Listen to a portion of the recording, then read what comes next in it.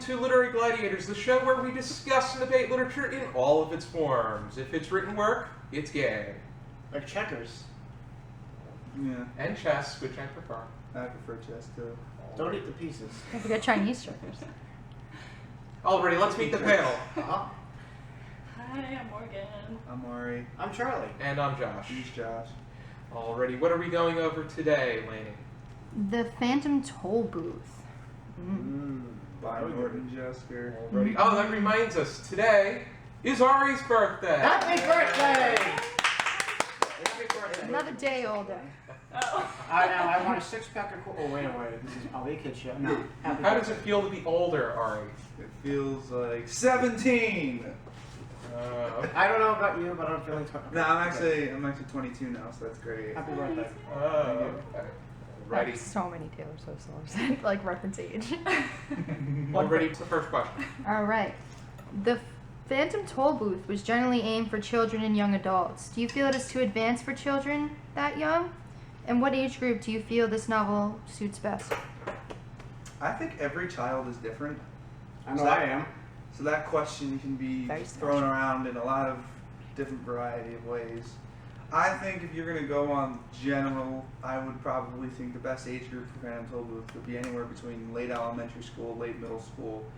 I think like if you go into like second, third grade, I think there are some concepts. Like I know in the book there's like a dodecahedron. I highly doubt anyone in third grade is going to be interested in what a dodecahedron is, or At least they mentioned what a dodecahedron is. Yeah. I couldn't even pronounce it. But On the back of the book, it says that it's 9 to 12 as the age group. I'd say that's about Yeah.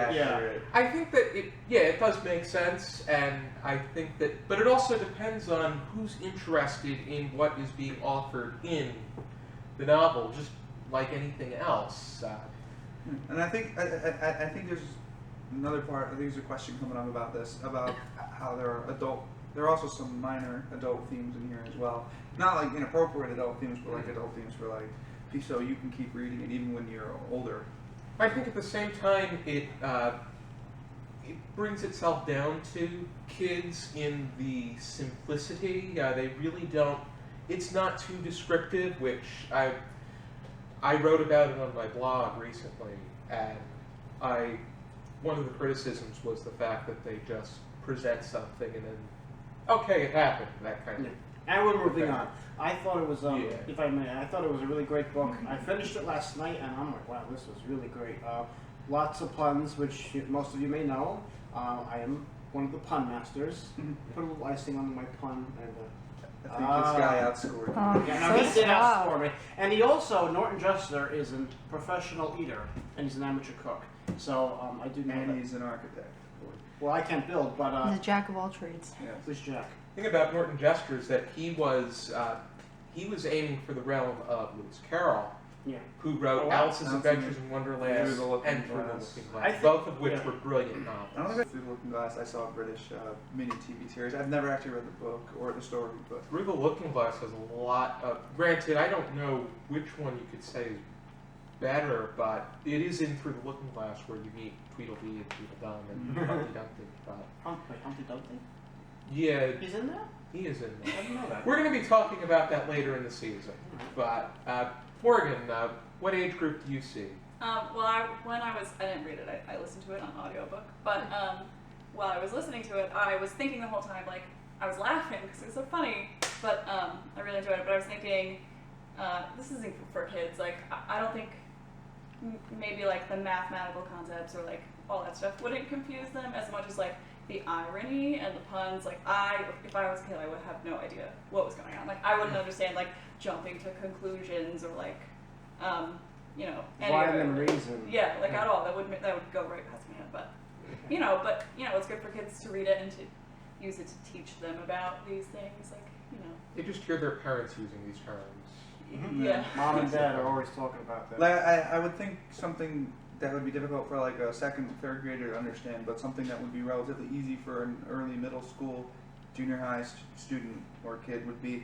This is part in the book here where there's this guy who lives in a house called the Giant, and then like the midget I remember. and the That's funny. fat man and thin man, but it's They're all all the the same- same it's the same guy. guy. And it's pretty much putting the concept out. It's all it really, as Alec Bing says in the story, it's all on how you look at things, and it's kind of a difficult concept to understand when you're younger and you're full of imagination. And Not saying this book removes your imagination, but I think it enhances it. It enhances it definitely, but it's a different kind of.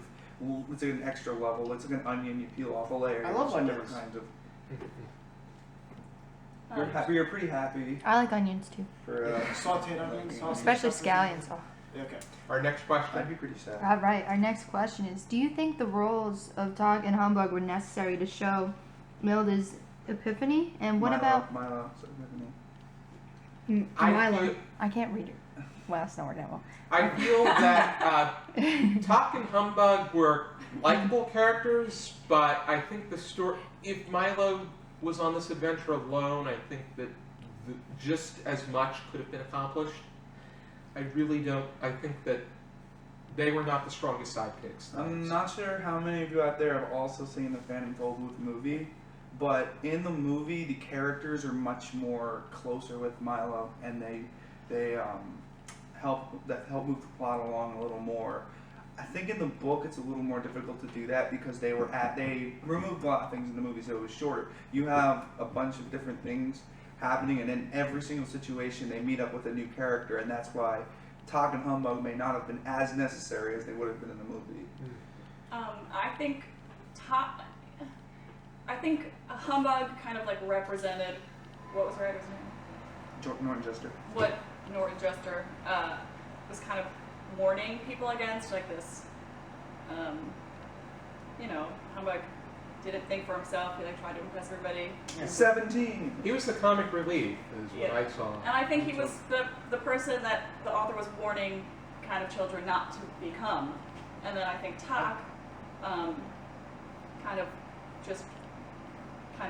literally took Milo from the doldrums, taught him how to use his time wisely. Here's a thought though, and if you don't mind me adding another quick question, do you think any characters in this story are static characters?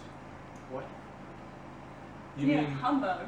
characters I don't that are think- I don't just think there for Humbug's- being there? No, I think they're there, but they don't change at all. I think that even the characters in the story change. I think even though The spelling bee really doesn't change. well, I meant the major characters like Talk, Humbug, anyone Oh, who was seriously involved. We know Milo changed. Well, Milo, That's an obvious, which I'm good at. I think the Humbug changes at the end. I think that he A little bit. becomes a little less rash. It said, I don't know. Yeah, I'm not sure about. Well, that. with the He's- reintroduction of rhyme and reason, I feel like it's implied that everybody kind of Yeah. gets their And I stuff think together. that would be a pretty good segue to go into our next question. Since it is implied that other children use the toll booth, do you believe other children have the same experience as Milo? Do you feel the environment changes, or is it reset? I think it would depend on which child is receiving the toll booth, because we know with Milo, or for those of you who don't know with Milo, he's kind of like a wanderer, if it's safe to say that. He goes to school, he goes home, and every time he's going to school, he looks forward to coming home, and when he's going to school, he looks, vice versa. He's never happy where he is, and I think it would depend on each child. I think that all the children that are given this toll booth are having the same kind of child's existential crisis as Milo.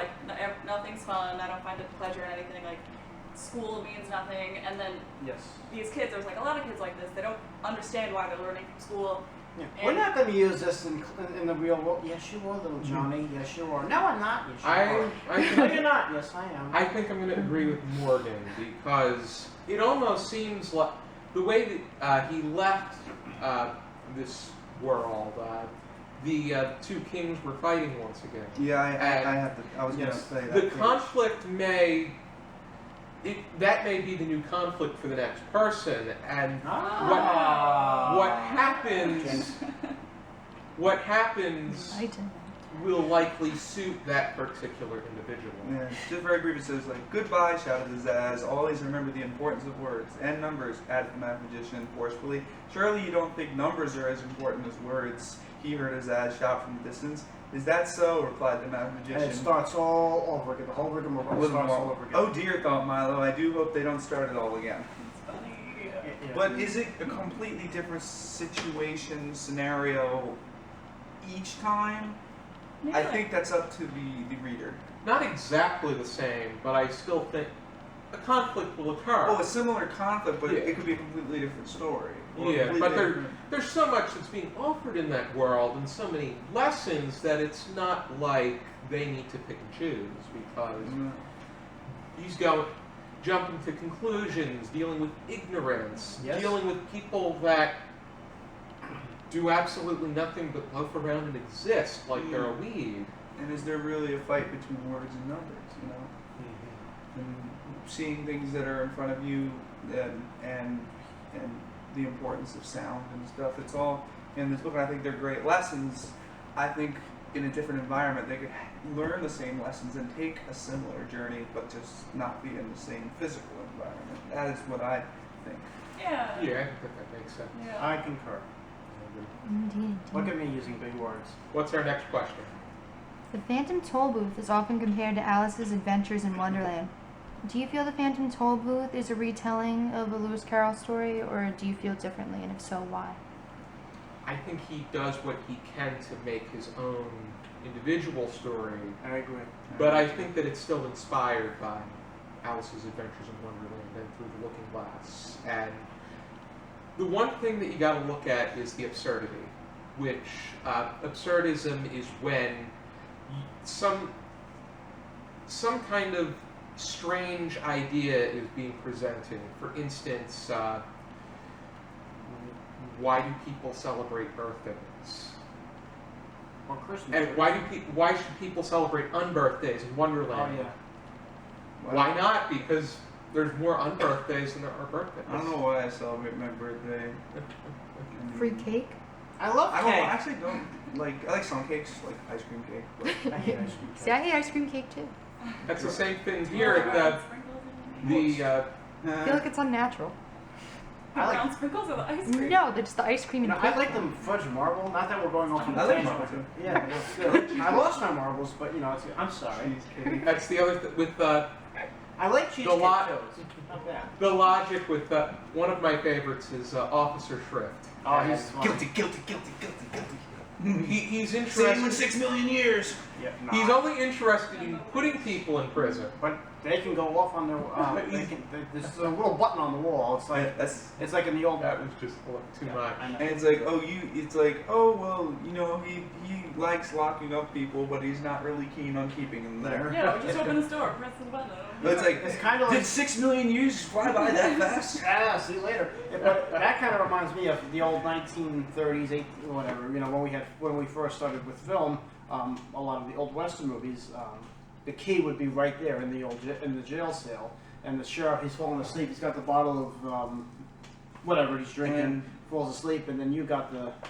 You know, you could just grab the key. That's a reference to. The in my five. mind. Yeah, I was about Oh, to yeah, those guys. the 5 They say dudes. I know there's like the Count and the Duke and whatever. They all have to stay the We same offer thing you in the different hospitality of our kingdom, country, nation, state, commonwealth, realm, empire. Point. Living thesaurus. yeah, Those they have to say the same exact thing in in a different way. I remember the movie. There were, instead of 5 tall guys, there were 4 tall guys, and the undersecretary was like this big, and they like Yeah. always like it's like they took after he finished what he was saying. Like the Count would take his foot and kick him behind him, so he was hidden again. That's funny. Ah. We gotta see this movie. Yeah, the movie came out sometime in the late '60s, I believe. It starred Butch Patrick, who was in the Monsters. Monsters. So yeah, He was Milo. yes, he was Milo. Oh, okay. He played both the real Milo and the animated Milo. Because it's some of the movie is real and some of it is animated. It becomes so. animated when he enters Yep. the world. It And makes sense, like artistically, to make a movie, like, Yeah. wise. I like that when But they I do can that. see Yes, that. I do think that this book is inspired by from what I know about Through the Looking Glass. I think it's just it's a standalone book though. I don't think it really doesn't have any relation to it other than the fact that it may have been inspired by. I think it's interesting to think about what you said. how in Alice in Wonderland they're kind of like questioning norms, like why always have a birthday and not on a birthday, just like that, and kind of looking at absurdity in the same way. But I think the Phantom Tollbooth kind of presents this argument for, you know, fighting ignorance, like in every line. And I feel like Alice in Wonderland, there is not really an argument. In this book, it's like very clear that there's a point. It is very much, it's very structural. In And I think an interesting thing here, compared to Alice's Adventures in Wonderland, which has no structure. I think an interesting thing here is presented what she said about ignorance. You have to go through ignorance in order to get to your goal. There are going to be people or things who are not going to think the same. You have to like literally fight them. Well, not literally. And maybe Well, this run. book. Yeah, that's what I mean. Figuratively, metaphorically. But Mental fight is just as real. Yeah. So I think it's just interesting that there are like undertones in this book too, which are really helpful. Obviously, this book teaches lessons, but This is I would strongly suggest that for some reason you're a teacher and you want to put a book in your curriculum for middle schoolers and you're not sure what book to use, this is definitely a book I would suggest putting in your curriculum because it's very academic based. It has imagination so that kids can be hooked and stuff. and I think that between maybe starting with 4th grade, Yeah. it would be a good. in 4th grade. That was you back to our Outrageous first question. grade. What are you in 4th grade? 10? About 10. Yeah. Yeah, I would. 10, 12. My mom's a 4th grade teacher. Went by double digits, you know, by double digits. Mm-hmm. maybe like 30. And there's also words in these books, in this book, that have, they're very descriptive words. I also noticed that with, and it's also, there's illustrations in there, but there's also some words that you can teach and have a lesson. Oh, the illustrations are by a guy named Jules Piper. But as I was saying, you can have a vocab quiz with some of these words that these kids are not accustomed to. Anybody have any final thoughts? Great book, great Read story. it. Seriously, even if you're like 50, 11, read it. It's great. 6, well maybe not. This is definitely the best book that I've ever read, and I say that from the bottom of my heart. The characters, whether they needed to be in there, all the characters were absolutely wonderful. The lessons that are learned in here are absolutely wonderful. The story, the journey that Milo goes through is absolutely wonderful, and it's just amazing. I really, there was this one part, let me just quickly go through one more part. There was one part that I think really was inspirational. It was when they go to this city of reality and there's absolutely nothing there. But if you go to the city of illusions, there's all these bright buildings and stuff. And it's what you can see isn't necessarily the thing that you're looking for. And I thought You have to dig. it's lessons like that just make this book absolutely stunning. And I strongly suggest that you read it if you have not done so yet. I think the concepts were just brilliant. The way that everything that they introduced and how they did so, and what it was trying to teach. You have to dig deeper. Yeah. Not just go at the surface level. You have to go deeper. Yeah. In the words of Charles here, Norton Juster deserves a lifetime supply of cookies. I love cookies. Wait, I said that? Yeah. When did I say that? No, I- you didn't say it, but it's something that you would say. Oh yes.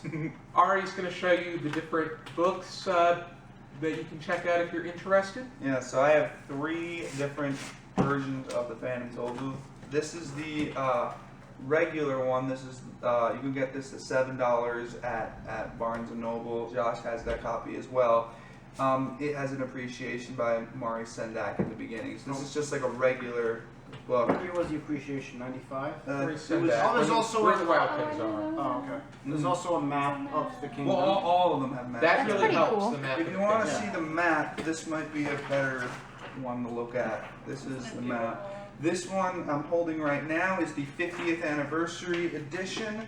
It has the story. It also has another introduction, and at the end it has appreciations from people like Michael Chabon and Jane Birdsall and some other really, and they all say what they really like about it. From viewers like you. This Thank you. one So has careful, nothing you to get do sued by PBS. It's got nothing to do with Yeah. this.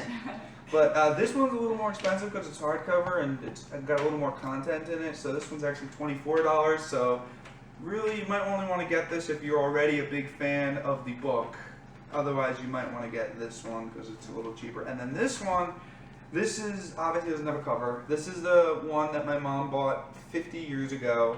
It was 75 cents when she bought it, so that's if the cover was still here, it would have said 75 cents on it.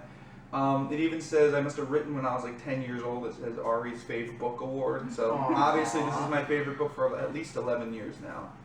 That's So yeah, this is a And that was this is a pretty- copy That I is a try bummer. not to use too much because it's falling apart. But so yeah, that is the stuff I've got for the book. Alrighty. Great book. Great story. Any final words, panel? It's, 17, 18. 25. Go check this out. Be sure to join us next time for another episode of Literary Gladiators. Be sure to like, comment, and subscribe. And until next time, Keep reading keep reading. and don't jump to conclusions. yeah. What he said.